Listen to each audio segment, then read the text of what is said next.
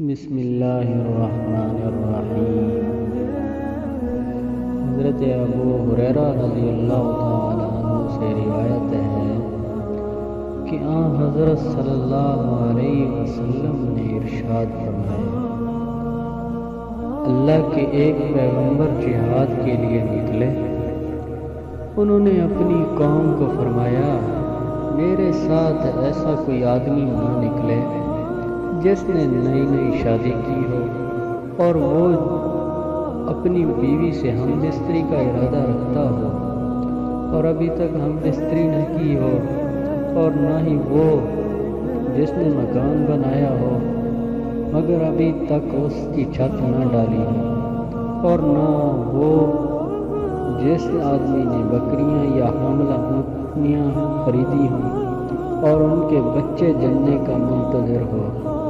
چنانچہ وہ پیغمبر جہاد پر روانہ ہو گئے اور اس شہر میں عصر کی نماز کے وقت یا عصر کے قریب اس شہر میں پہنچے۔ بس انہوں نے سورج کو خطاب کر کے فرمایا، اے سورج، تو بھی اللہ کی طرف سے مامور ہے اور میں اللہ کی طرف سے مامور ہوں۔ اے اللہ، سورج کو ہمارے لیے روک دے۔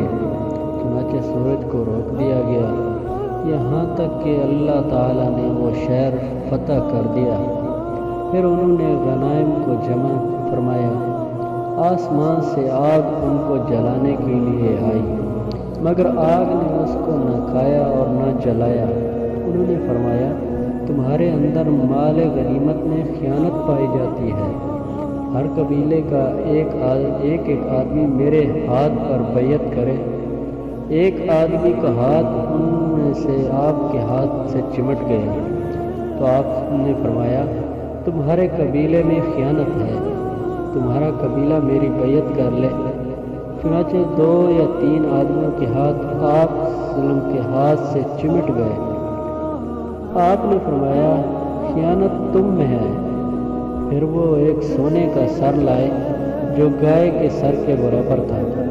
جب اس کو مال غنیمت میں رکھا، بس اسی وقت آگ اتری اور اس مال کو کھا گئی۔ پھر حضرت صلی اللہ علیہ وسلم نے فرمایا، ہماری شریعت سے پہلے غنائم کا مال کسی کے لیے استعمال کرنا جائز نہ تھا۔ پھر اللہ تعالیٰ نے ہمارے لیے غنائم کو حلال کر دیا جب ہماری کمزوری اور عاجزی کو دیکھا۔ تو بھائیو، پلیز اگر ہماری ویڈیو اچھی لگی تو ہمارے یوٹیوب چینل حدیث پاک کو سبسکرائب اور لائک شیئر ضرور کریں۔ شکریہ۔